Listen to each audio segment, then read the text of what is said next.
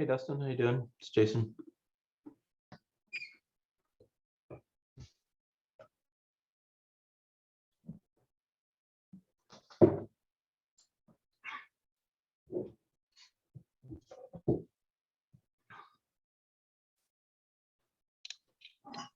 Jason, can you hear me now? Yeah, I can hear you now. Okay, and can you see my screen? Awesome. Again. Okay. Yeah. It does a weird thing. It mutes you now when you try to share screen. I'm sure with everyone being home for COVID, that's probably a wise choice to mute everything by default as fast as possible. Yeah, that's definitely my default.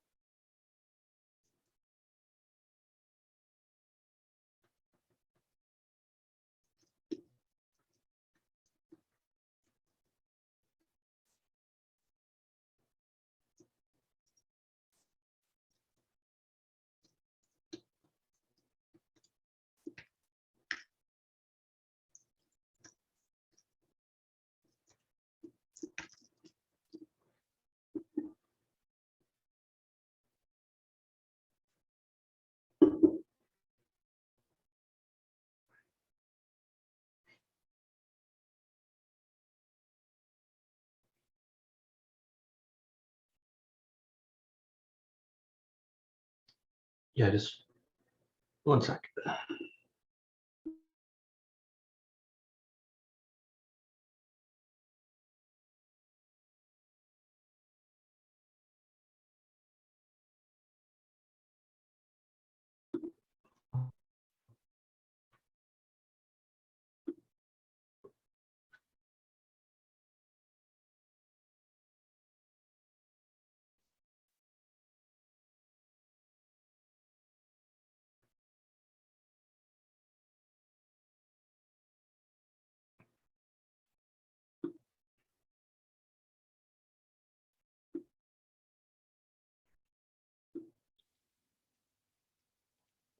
Hey, hi.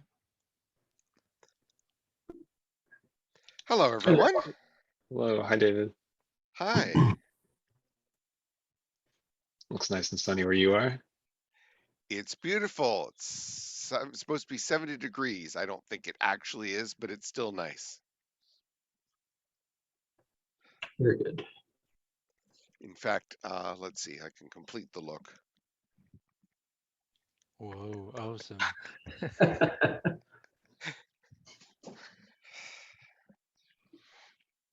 Now I just need some suntan lotion. Hey there. I didn't even recognize you there for a second, Jason, with the toucan. Yeah, it's still cold here. Well, relatively cold, probably compared to some of the people. Dane calls me and complains that it's like 24 degrees Celsius. And I'm like, oh, that's so bad for you.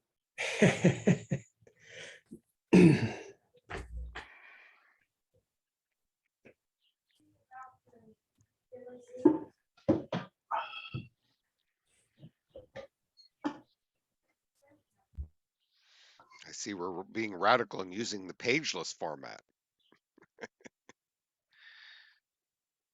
The page list format is old hat for any Googler, and now it's just sort of leaking into the mainstream, I guess.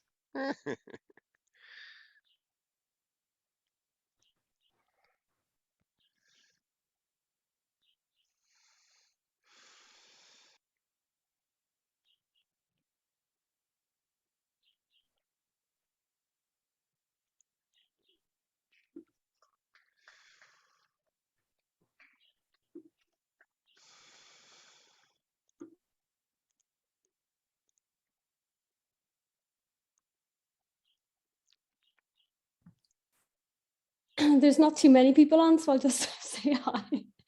Sorry, I'm Kira Carey. I'm from Cloudsmith. So we're a private repository and we have loads of packages. And we're starting work on integrating with SIG-Store projects like Cosign, and at the same time we're working on a SBOM feature. So I'm just here because it seemed quite relevant. Yeah. Awesome, welcome. Is anyone lurking the original Google Meet link in case folks are going there? Yes, I am. Oh, sweet. Awesome. I recommend in general that the first item of your agendas for these kinds of meetings is welcoming new friends. If that's okay. Sure, 'Cause that's we often fine. have folks jumping in, and I'm hoping that doing that increases the likelihood of them staying.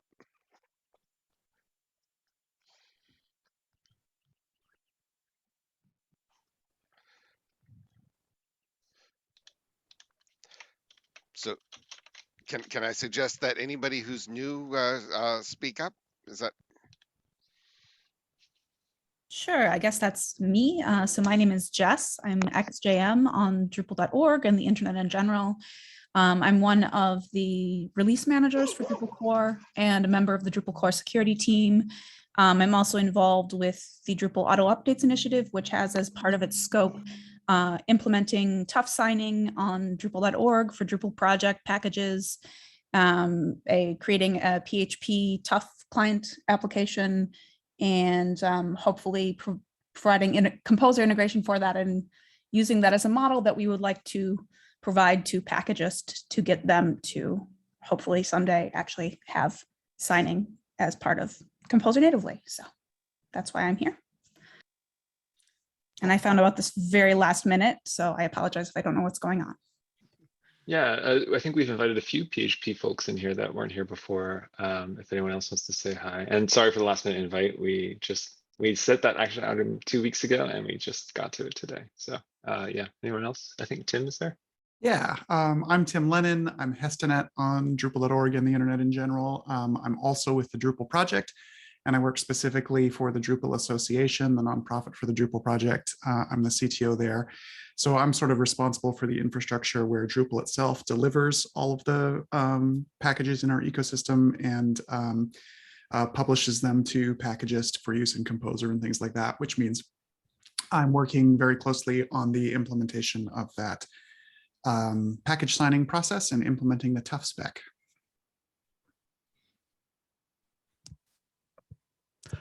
Sure, yeah, and I'm Jason Swank. I work at Sonatype, and I'm responsible for Maven Central. So tuning into a lot of meetings here with OpenSSF. And I'm Brian Fox, CTO, Sonatype, Apache Maven, PMC member as well. Next, Awesome. I'm Jason Van Zyl, doing a bit of work on Maven again, and just trying to make some initial implementations of signing for Java artifacts. And to complete on Maven, I am Hervé Boutmy on Apache Maven PMC also, yeah.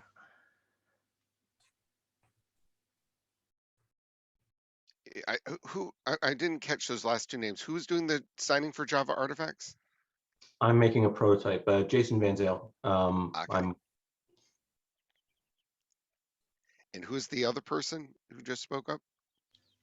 Hervé, so I added my name at the beginning. Okay.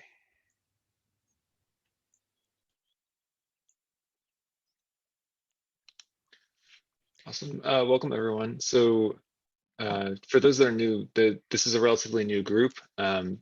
We're going to discuss the goals for this group later in this meeting, but at a high level, this is a bunch of folks that work on packaging ecosystems, mostly right now just language ecosystems, but that's not exclusive, with a goal of just sort of elevating security practices across everybody. Sort of started out as figuring out what we can do to integrate better with SIG-Store, which is, I think, the primary kind of goal for everyone that's here, but there's a lot of other discussion that's been happening as well. I would like to follow up on action items from the last time because there's some interesting stuff here. And then we have Marina does have something on the agenda after that. If anyone has anything else they'd like to chat about, feel free to stick it on the agenda. Otherwise, I'm just gonna roll forward. So yeah, quick point of order. We've updated some of the scheduling and meeting stuff around this. So sorry for any flux in figuring that out, but this meeting will now alternate. So this week it's at a APAC friendly time. In 2 weeks, it'll be at a EMEA friendly time, and it will alternate back and forth. There is an invite on the OpenSSF public calendar, and then I've also duplicated that invite so that folks can RSVP to it and their calendars with it as well. If you join the Google group, you will get an invitation to that calendar event. You will get access to this notes doc and other docs that we're adding as we go. So I'd recommend joining the group. There's not any discussion in the group right now. There's no reason why there doesn't have to be. There can be, but for now, it's mostly just a medium for sharing things with the wider group. So yeah, if you haven't already joined that, please join the group. And yeah, any other quick things about the meeting or format? Does that work for everybody? Cool. And stay tuned because it's going to change just a little bit more. I found out today OpenSSF uses a different group platform, so we might have to adjust that slightly. But yeah, I'll take care of that. Cool. So the next action item is to draft some goals for this group, and Jacques and Bob did that. So maybe I'll share that, and y'all can talk us through this a little bit.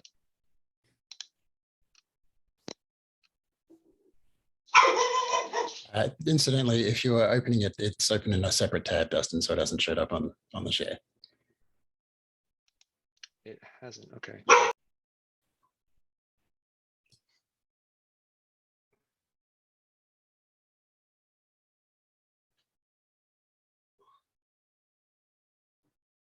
So you just want to kind of talk through it and make suggested changes as we go? Would that be kind of useful? I mean, step one is trying to figure out what are we trying to do?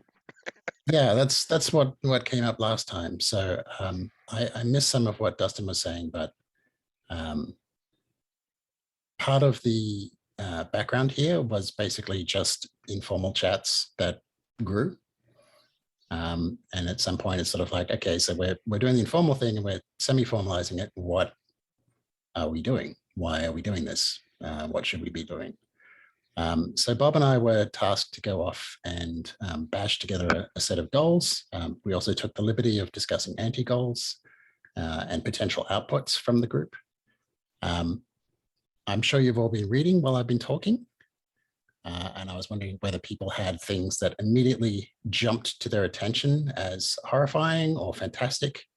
I'm looking for peanuts to be thrown at me or rotten tomatoes. What's it going to be?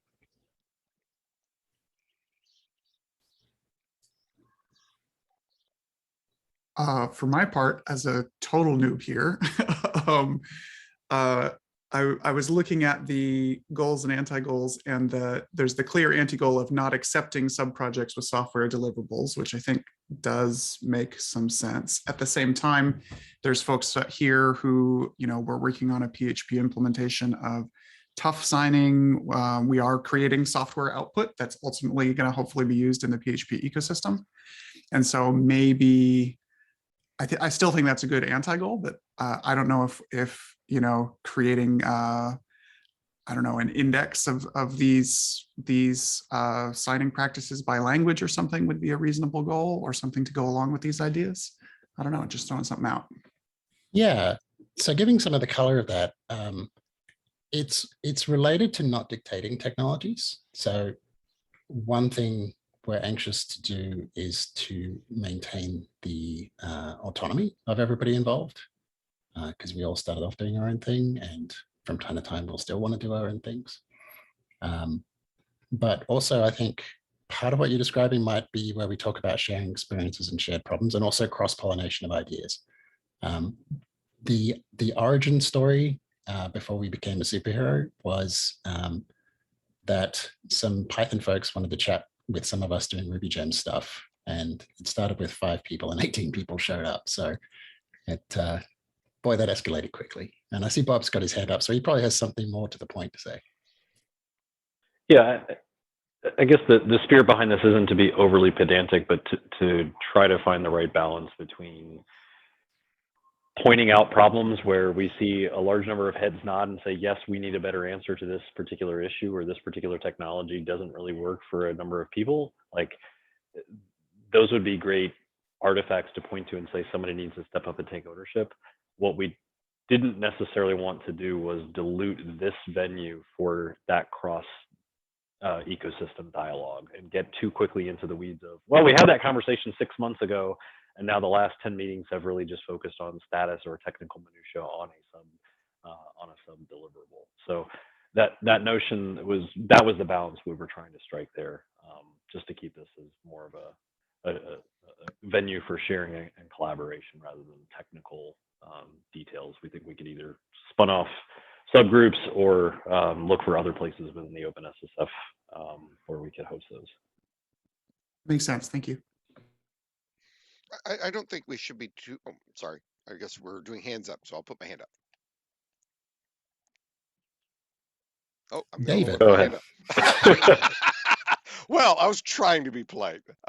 Yeah, so yeah, I don't think we should be afraid of going into the technical stuff, especially since, I think the goal, one of the key goals is, hopefully eventually causing improvements. I'm all for documenting things if they gets us to a solution, but I don't want to just have yet another document. No, I think that's fair, David. It was more of just we don't want to lose this spirit and the intent which gathered us here. And so I'm not saying, yeah, we should only just write up ideas and leave them in the ether.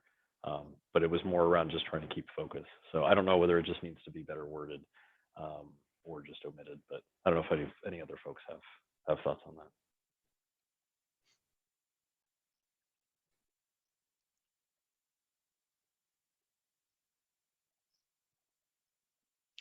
Okay. I went ahead and just put in a bunch of suggestions. It doesn't mean they're right. It just means they're suggestions. So. Let's all wait till David's gone. I'm kidding. You can say no straight to my face. I know you're not shy.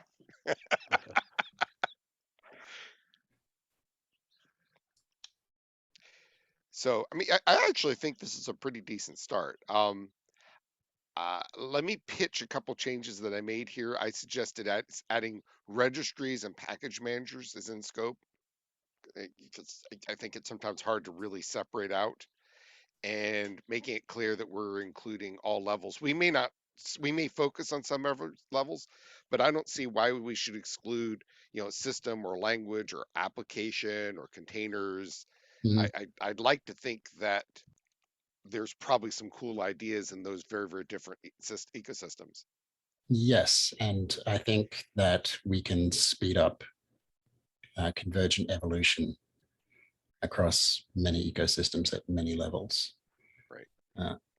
So I think that's fair. I might sort of like chop it around and nitpick, but I like the idea. Okay, feel free. All right, let me push back against one of your anti-goals, an anti-goal. I don't think that we should commit to never having software.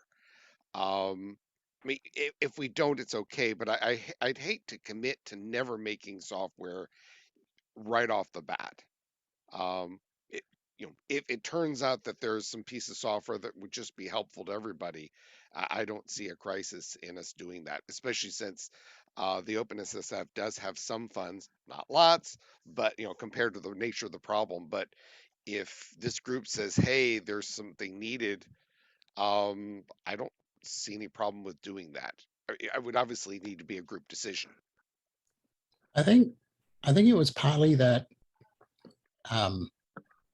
most of the things that we sort of have within our perspective at the moment, and again, this goes back to the original discussion was around the Rubygems RFC for 6-door based signing. Right. So most of the tools already have like a home at OpenSSF or CNCF or one of the other foundations. The other one to bear in mind is that in practice, most ecosystems are going to implement independently. I would not expect Drupal folks to go, yes, we'll use Rubygems. Right. Yes, I'm sure of that. And with all How's due this? respect, the opposite is true. So Right. I think in that sense, there wasn't necessarily a scope for it.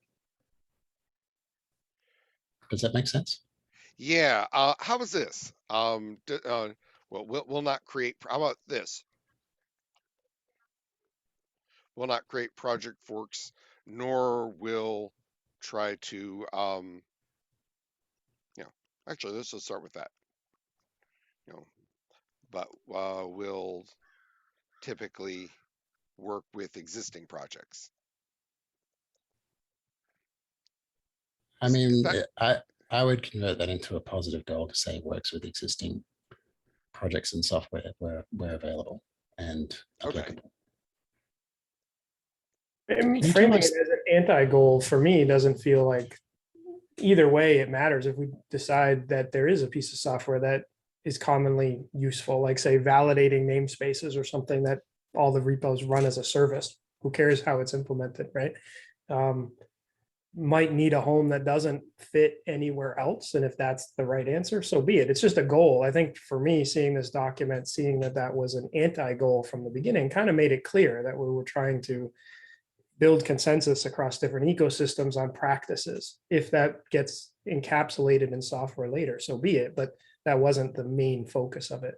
And I think calling it an anti-goal, not a a constitution that can't be changed, I think Right. is appropriate. Yeah, it was also partly because a very large part of the output of the group is the discussion between ecosystems that otherwise have no contact. That has already been helpful. There are things in the Rubygems RFC where we got insight from folks working on Python and NPM, which was helpful. So I think there's a huge value in just that by itself.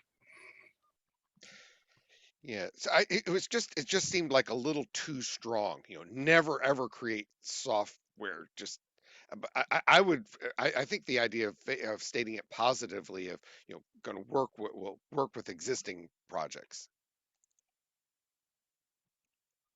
would be a better. Yeah, I'll fiddle with that. The thing is, I don't see a consensus forming. I see two views in circulation as to whether it should be a goal or like restated as a goal, whether it should be retained as an anti-goal. So I am going to invite people in the interest of time to go to the mats in the comments. Okay. And that should be a good time, because I think we have some other things on the agenda that we really ought to have a crack at. Some of them are pretty fiddly. But I get the sense at least that, like, apart from that one open question, there seems to be no objection to the rest of it. Does that seem fair? I see some thumbs up. Cool. I will take that and feel very proud of the work that Bob and I did. Yeah, and thank you for doing that. And I'll say, so anyone that's in the Google group should have access to this doc, and please feel free to add comments or suggestions. Like, David doesn't need to be the only one here. But I've already taken a look at it with Bob and Jacques before, so please feel free to take a look. Anything else there before we move on?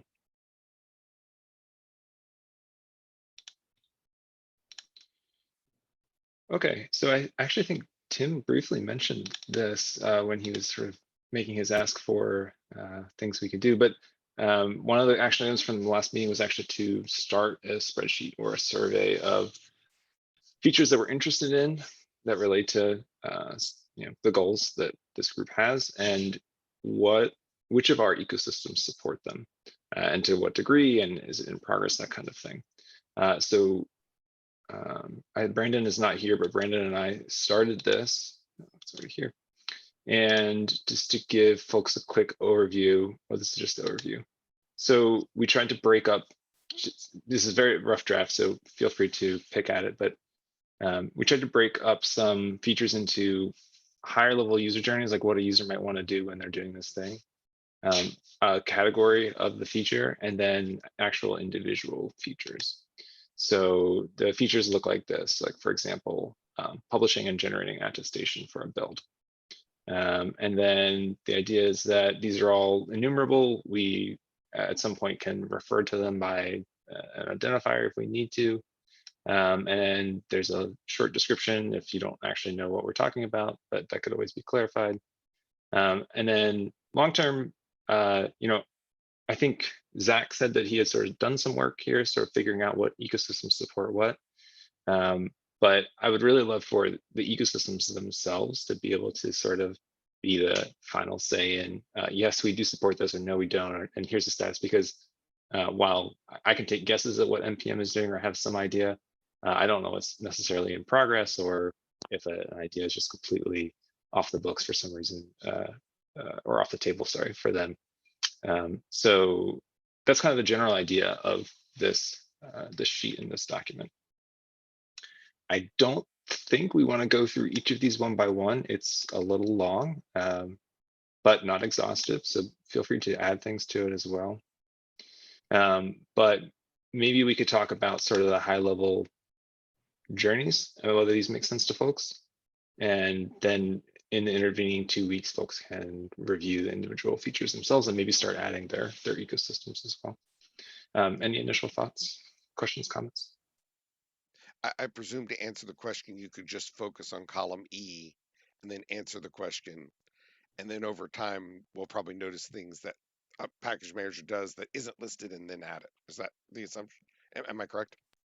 Yeah, absolutely. And like along the lines of our goals of like, we're not trying to dictate that anyone does any certain thing. This is mostly just for awareness. Like if an ecosystem is doing something really interesting that no one else is doing, I think folks would generally want to be aware of it. And, I think gathering here probably shouldn't be construed as a shortcoming of that ecosystem either, right? Like there's all sorts of reasons why we do and don't do certain things. And it might be a matter of resources, which maybe we can do things to fix, or like knowledge sharing, which we can also maybe do things to fix, or it just doesn't make sense. So, yeah.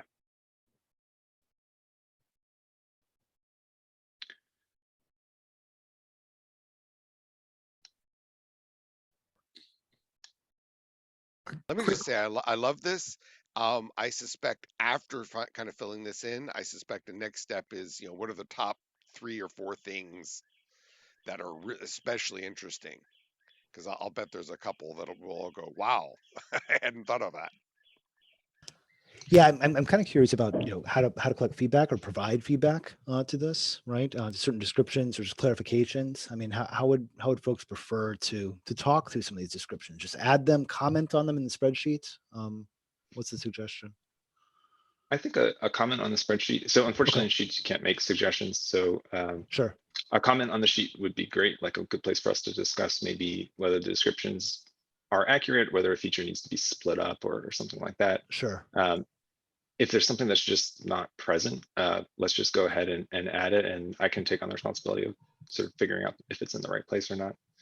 And then the ecosystem specific stuff, obviously, like folks in that ecosystem should feel free. Maybe others can take a stab at it, but y'all should be the final arbiters of whether or not those features exist in your ecosystem. Okay, thanks.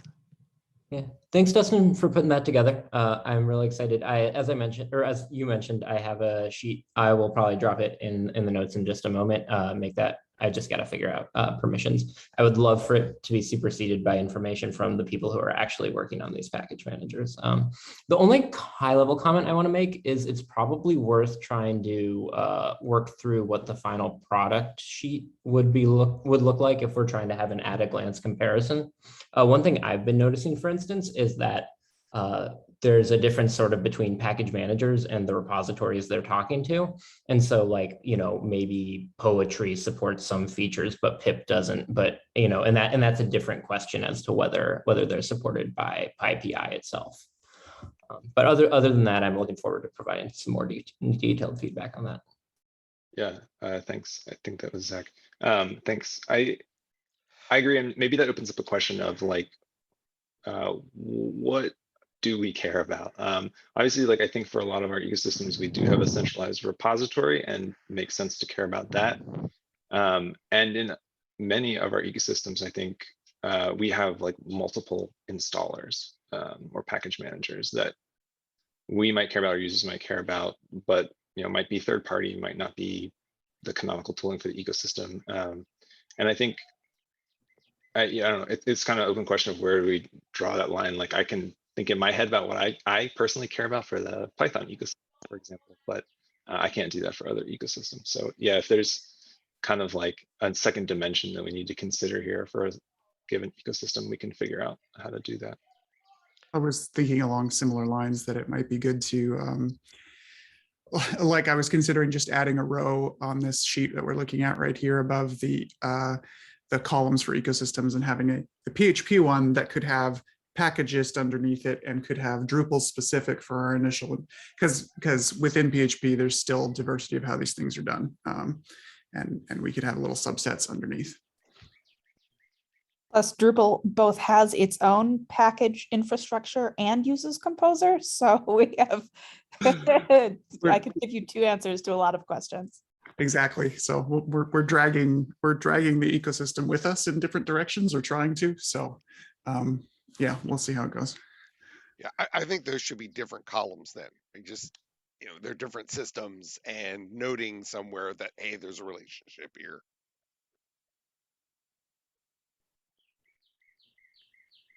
So I have a suggestion on the cells, F and so on. Can we start with just the word yes or no? Because I think for a lot of cases, we just want to know, does it do it or not? And then there's a lot of text. But I suspect we can turn on some, some little formulas, do some color coding, something fun. But, making it super easy to figure out either yes or no, and then more details. Yeah, I think that's a good place to start. I think we do want to answer the questions that are above here, which is that, like, what is the status of this also? But maybe, so I want to go back to an earlier question as well, which is like, what do we intend to do with this?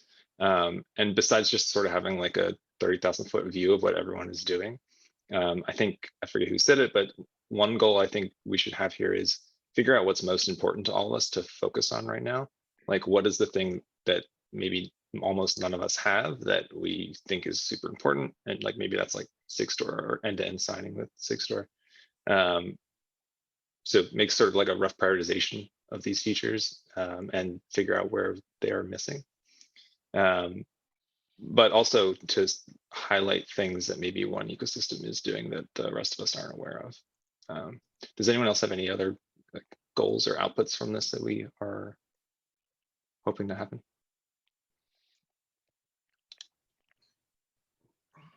Bob talked about it, and I don't know if we'll spin off separate technical groups, but at least for Maven, there's a long historical use of PGP. So I've tried to make an implementation for PGP X509 and SSH. So I have all of those prototypes working, but they have various problems using record, REK record, and hash records. And whether, Bob, you wanted to spin off and do a separate discussion so I don't go down a rabbit hole and just talk about how things may work or not work. But I was trying to get PGP to work with a hash record so that I could try and get it working for Maven almost instantly. But with a normal record, there's like a double submission problem. So if you have a huge artifact, it needs to be sent to central and then being sent to Sigstore infrastructure, and that will create a problem. So yeah, happy to take on that one offline. That's a longer dialogue, but yeah. And then I've tried to dig into the PGP implementation so that it could satisfy being done with a hash record, but you need the hash over the signature, or sorry, the signature over the hash, and that's not the easiest stuff to read to try and figure out. So yeah, that separate discussion would be great.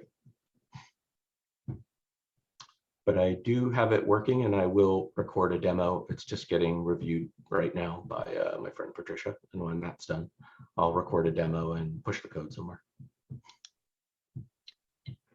So Jason, maybe as an action item, like a future demo would be awesome.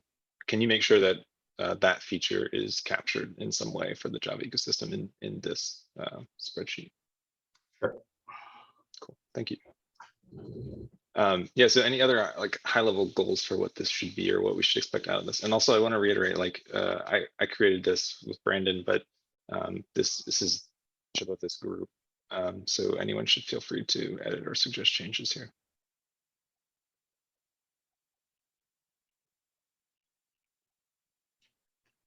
For any of the other ecosystems, is there a long history of signing already, or no signing, some signing? Maven's had signing forever. For PHP, certainly not. The infrastructure for Composer and Packagist all relies on HTTPS exclusively, For NPM, at least as a root of trust. Apologies. For NPM, we sign all packages that are published to the registry with the GPG key. That's managed by NPM itself, but it's kind of like a centralized key. And I would say probably similar to what David was saying, like there's not necessarily a ton of advantage that gives us over just like SSL itself. We're in the process of doing some improvements to that baseline signature and working verification into our command line utility and have a public RFC about that right now. But we're looking into, more attestation-based signing solutions moving forward, because we don't really think that this is sufficient, but it's the building block for something better. Rubygems has a history. Oh, sorry, Miles. I didn't mean to cut you off. Go ahead. But just the last thing I'll say is like, we're not actively looking at a solution that involves like users having to manage their own keys is something that we're trying to avoid. I can't even manage my own GPG keys. So like, I don't think it's setting people up for success. Not that I'm the bar for competence, but it's a recipe for disaster.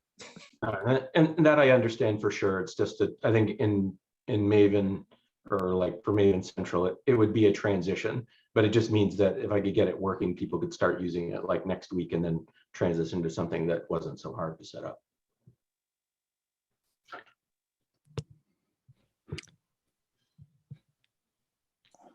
Python also has a long history of signing here. Technically we support PGP, but nobody does it and we downplay it as well. So I can definitely go in more detail, but I don't think that's necessary.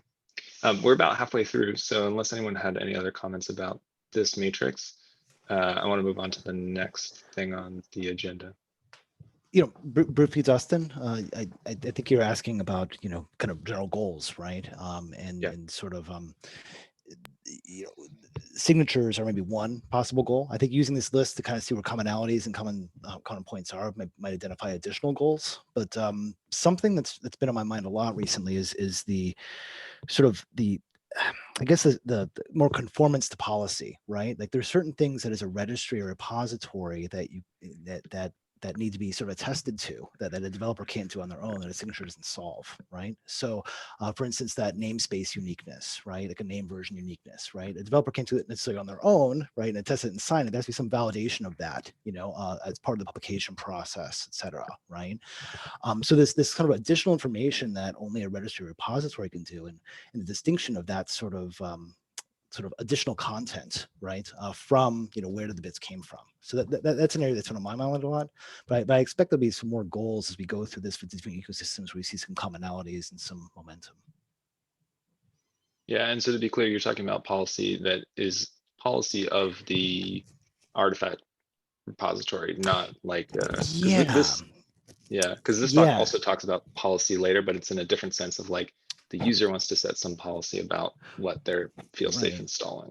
Yeah, so being able to prove that someone these bits came from a person is valuable, right? Absolutely, but proving that person had the ability to publish at a certain time, right? Or that namespace or version number and that person kind of matched up at a certain point in time, that's also important, right?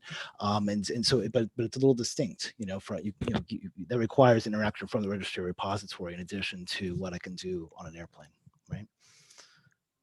One thing that we have spitballed amongst those of us who worked on the Rubygems RFC was that in the long run, we're going to have or want to have many more lifecycle events published to the log. So, for example, a push event, and that would be attested to by the repository, or a yank event for that matter. there's a lot of events which have security implications, which Sure. third parties will want to observe, and that in an ideal world, repositories will attest to. We left that out, like we mentioned that in the RFC in passing, but we explicitly left it out of the scope because it's a gigantic question. You'll notice that Bob and I sort of snuck it back into this work group as a goal. I don't know who did that, but I'm sure he's very debonair where he's wearing green. I think what, Jason, are you asking for? Like, I don't know the distinction between the identity of an individual versus the identity of a group.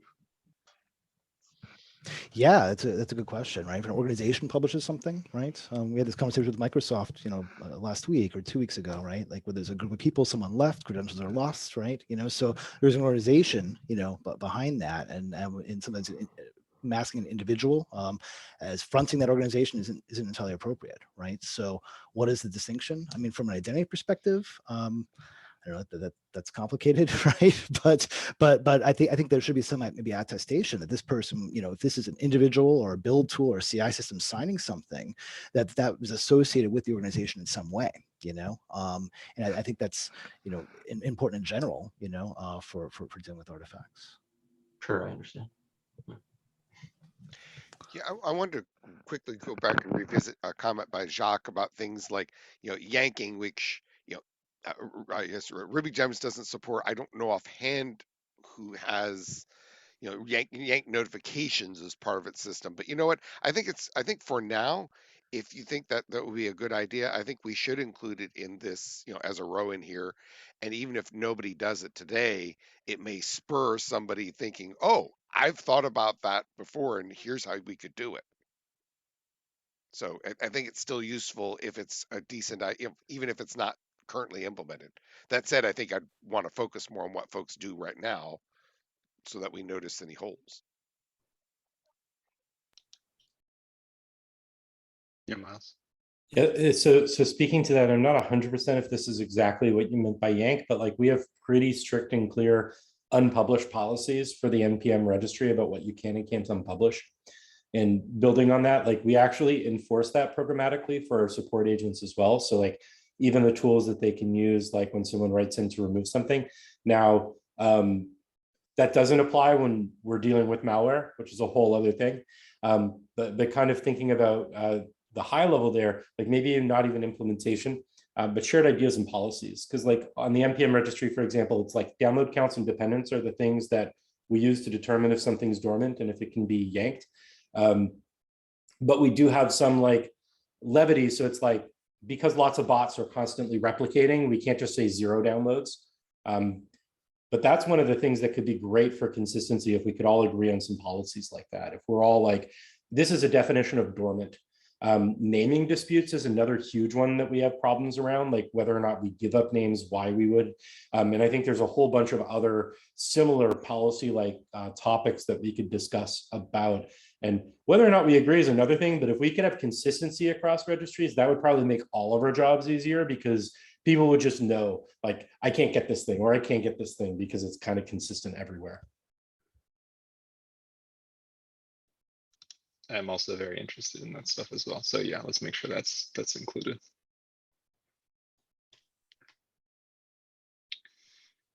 Okay, I'd like to move on unless there's anything really pressing to say. Cool. Thanks everyone for the discussion. And yeah, I see Zach's sheet has been added there. So Zach, feel free to let's you and I figure out how to pull that in or vice versa. Yep, definitely. And yeah, so the next subject is also Zach. So there's been a lot of discussion in the past about neutral IDPs and how registries will integrate with Sigstore in terms of identity providers. Zach, as an action item from our last meeting, created an issue in the Folio repository to sort of, I guess, start a discussion here. So I guess maybe Zach, you want to summarize it for folks that haven't seen it? Yeah, for sure. So there have been some privacy and related concerns about integrating Sigstore and sort of replacing PGP keys with logins with your Google account or so on. there's a couple of ways we've thought about dealing with that. One of them is the idea of somebody operating a quote unquote neutral identity provider for OIDC. So this would be, you know, an organization, presumably not a corporation, with a lot of community trust. Could be the OpenSSF, could be the EFF, could be, you know, to be determined who. And then in the issue, I have some ideas on other ways we could establish the same thing. But there's been a lot of interesting discussion, and it's I guess highlighting that sort of how we're integrating SIGSTOR and identity providers into, you know, artifact repositories itself isn't terribly well spelled out. I think we're all coming at it with slightly different notions in mind, and so I think we're getting some clarity, but it would be nice for someone to write up, you know, kind of what the plans are there. So my plan is I'm going to throw together a document. I'm going to get feedback from Dustin, from Hayden, from the other folks involved in that discussion, and then I'll send it around to you all as well. But I think feel free to chime in on the issue, and I think otherwise there's not much further discussion we need at this point. Zach, do you think, I see some hands too, but real quick, do you think a design doc would be something we could potentially discuss in 2 weeks? Yeah, I think yeah, my goal would be to have it ready 2 weeks from now. Cool. Jacques, I saw your hand up, but then maybe it went down. So did you not have a question? It's not pressing. I just wanted to note that we should mention what the neutral IDP was for folks who are coming for the first time. But I think Zach covered it. Okay, good. Hello, Joseph from Rubygems. We were looking already, I think we raised also the request for neutral IDP. And we were thinking for the last 2 weeks, what does it mean to be neutral actually against Rubygems? And currently, from my point of view, if you need to prove yourself against some provider different than Rubygems, then by design can be neutral. So we were thinking about maybe making Rubygems itself identity provider, because that's the only way how it can be really.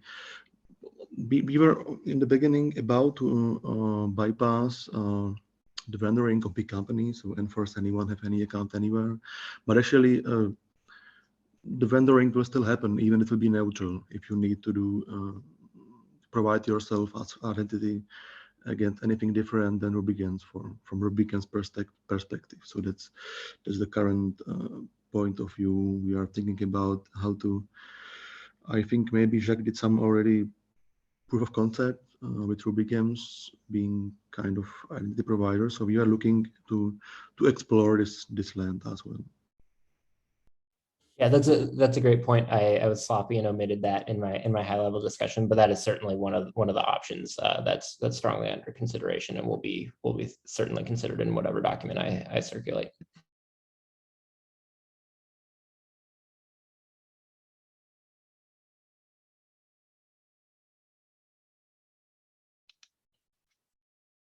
Anything else? So we got an action item. Zach's going to come back in 2 weeks with a design doc for us about how a neutral IDP would work at a higher level.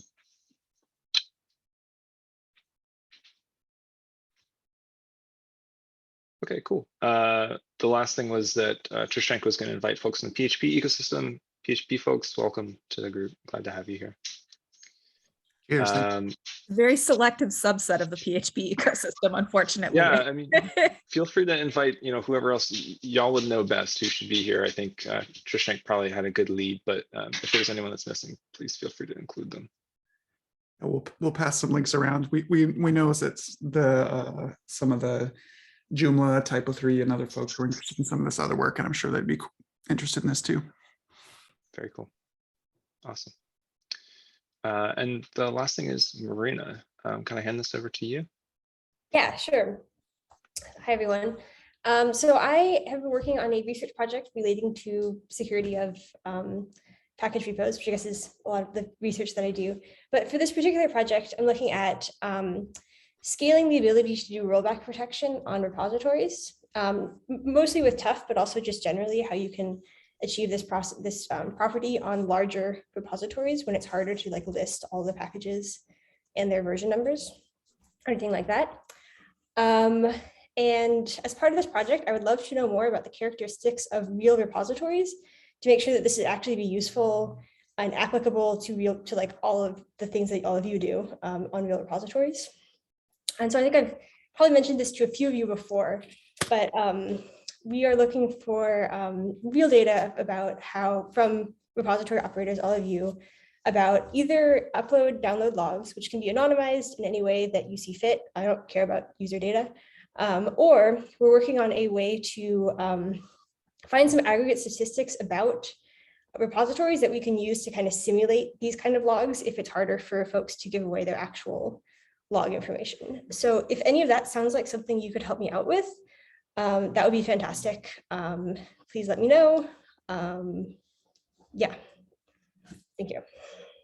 And let me know if you have any questions.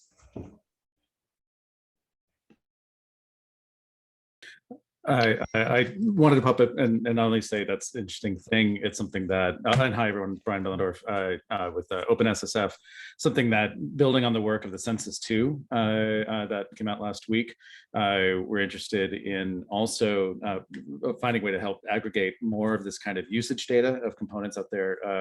And so far we've been going with data from the SCA vendors in terms of measuring criticality based on dependencies, but being able to measure that based on, distribution data would also be pretty interesting and useful. And one thing I think we'd be interested in doing as part of the OpenSSF is serving as a collector, since I know there's tons of PII confidential information in those logs, a collector and aggregator, and making that both the summary and the analysis available as as frequently as possible, maybe even in real time, but also working with other researchers as well to look at other ways to divide that. So Marina would love to talk further about how to support you all in that, but also just for the other folks involved with the package managers here. I think it'd be a useful thing for this group to hopefully facilitate to be some standardized way for somebody like us to be able to provide that kind of statistics and information. That would be really great because yeah, it's great to get that kind of information without the PII, because I know that's been a challenge for a couple of people we reached out to, is that the data comes with the PII, and so it's nice to have a way to separate that so we can just deal with the actual academic interesting pieces. If I may, I'm gonna put some brass tacks on some of the problems that we've had. Download logs from various repositories. What we want to be able to answer is how much use there is, but something can get a whole lot of downloads because every time the CI does, every time anybody does a commit, it pops through the CI pipeline and triggers a download.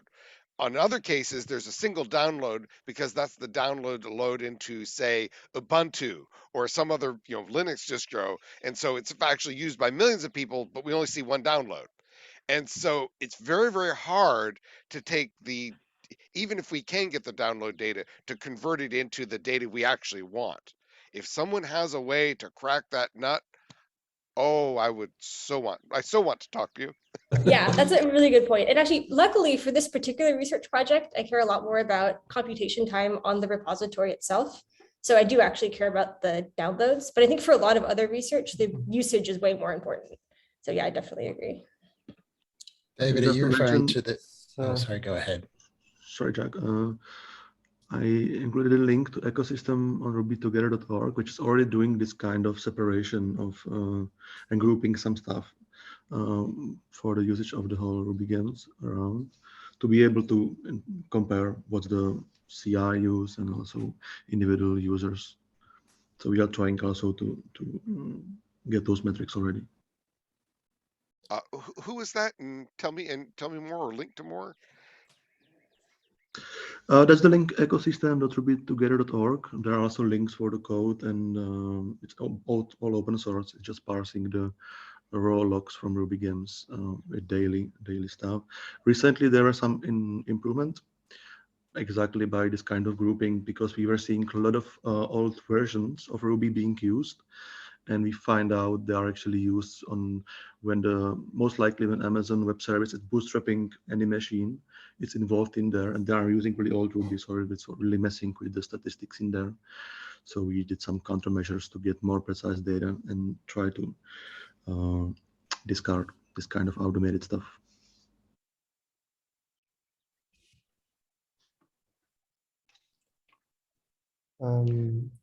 So regarding your comment, David, so one of the things that our company actually does is monitoring what is actually loaded to memory. So both in production environment and CI environments, we are able to determine what packages are actually being used. So currently, the information that we have is based on our customers, which is obviously limited, but I think at some point in the future, as we gain more data, we will be able to provide some kind of high-level statistics, like across the board, what we see in terms of actual usage. Yeah.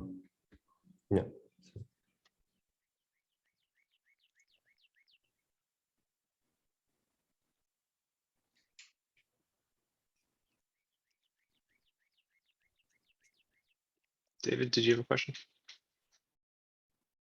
No, that was my that was that. I'm trying to write a note so we remember what. Okay, cool. All right, well, thank you, everyone. Feel free to let me know if you have any other needs or anything like that. Oh, and one more thing. We promise we'll have a pretty cool demo or something to show you all as that progresses a little bit more. So this won't be the last you hear about that project. Maybe for folks that added stuff in the doc here, can also like add an email address for who to follow up with more information, because I know like maybe there's not enough information at some of these links for Marina or Zach to do these cool things. So that would be helpful. Yeah, Opie, please put stuff into the doc or something else, because anything in the chat disappears when we leave. And Bob and anybody else who's interested, I don't know when to dive into some of the details. The short list of stuff I have after being a whatever SigStore newbie for 4 weeks, but offline signing and how that would work. I don't know if anybody's tried like the OIDC agent, kind of works like an SSH agent to work offline. Double submission problem, trying to use the SigStore scaffold for testing. Possible other entries in the log, like, I don't know, CVE records to match up artifacts with CVE entries, like to make that dead simple to actually find problems. Log federation, like, so how would you make this work behind a firewall at an organization, trying to combine it with the public information, and the pragmatism of using SSH signing and PGP signing in the short term as a transition. Those are the things that I've run into, like trying to sign artifacts with all 3 of those things in the last 4 weeks. Yeah, Jason, I sent you an email a little while ago so we can connect, but certainly I'd also offer up the SigSource Slack. There's many other folks other than myself in the community that would love to engage on that. Absolutely. I've been chatting in there, but I imagine we'd probably have a pretty colorful discussion if we Yep. Okay, great.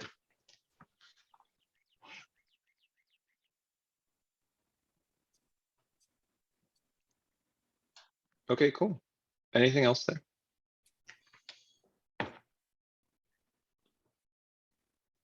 This was fun. We should do it again sometime. Yeah, we will do it again in 2 weeks. It will not be at this time. It will be at a EMEA friendly time. Keep that in mind. But yeah, so I'll add a couple action items in here that I can pull out of the notes. But yeah, thanks everyone for joining, and hope to see you again in 2 weeks. Thanks for inviting us. Appreciate it. Yeah. Bye, everyone. Thanks all. Bye, everyone. Thank you. Thank you. Bye.